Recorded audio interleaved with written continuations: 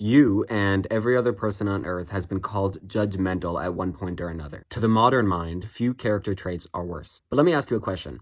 Is a judge judgmental? The guy is spending all day making judgments, but most judges would not get that adjective because when someone calls someone else judgmental, the problem isn't that too many judgments are made. The problem is either that too many judgments are made on subjects that don't require judgment, or even if the subject requires judgment, perhaps the verdict of that judgment has gone too far. For example, if a child has a stain on their shirt, it isn't judgmental for a parent to notice that and ask them to change it. It is judgmental for a stranger to notice the stain and ask them to change it. And although we gave the parent the permission to judge a little bit, if they instead concluded that they have no hope to take over the family's dry cleaning business, that would be considered judgmental because the time for judgment was there, but the intensity was way off. But gosh, in real life, the question of when and how much is usually much more difficult than in the examples I just gave. The Torah helps us out with what seems to be a contradiction, but is actually a great commentary on this question. There are two almost neighboring verses. One says, "B'tzedek tishbet amitecha," which means judge your fellow with justice. And Rashi says it means judge them favorably, which seems to imply that the verdicts about your friends should be in their favor.